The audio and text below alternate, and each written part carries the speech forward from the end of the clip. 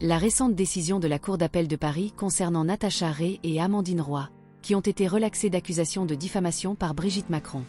Cette décision a suscité de vives réactions, notamment de la part de l'influenceuse complotiste Candace Owens.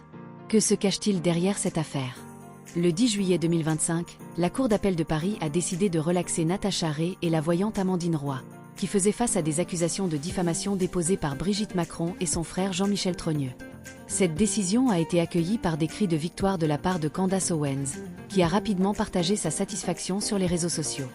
Natacha Ray est à l'origine d'une fausse information selon laquelle Brigitte Macron serait une femme transgenre. Cette théorie, développée dans une interview sur YouTube en 2021, a pris de l'ampleur et a été relayée dans des cercles complotistes, notamment aux États-Unis grâce à Owens. Après la décision de la Cour d'appel, l'avocat de Natacha Ray, maître François Danglehan, a déclaré que la Cour avait validé les recherches menées par sa cliente. Cependant, cette interprétation est trompeuse.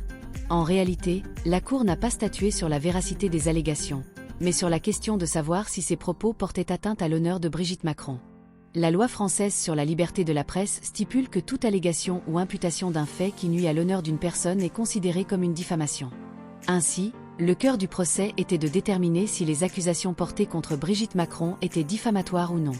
La Cour d'appel a examiné 18 propos tenus par Natacha Ray et Amandine Roy. Sur ces 18, 17 n'ont pas été jugés diffamatoires.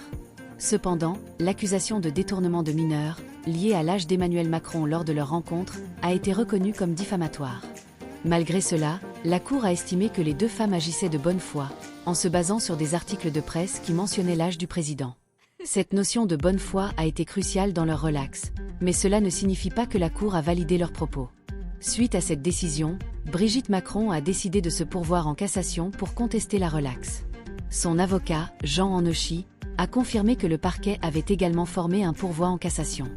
Cela signifie que l'affaire pourrait encore évoluer et que la question de la diffamation pourrait être réexaminée à un niveau supérieur. Il est important de comprendre que le débat ne porte pas seulement sur la légalité ou l'exactitude des propos tenus, mais également sur les implications éthiques et sociales de la diffusion de fausses informations. Cette affaire soulève des questions cruciales sur la liberté d'expression, la diffamation et la responsabilité des influenceurs dans la diffusion d'informations. Alors que Candace Owens célèbre cette décision, il est essentiel de rappeler que la vérité et l'honneur des personnes concernées sont en jeu.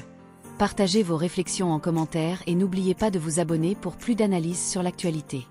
À bientôt!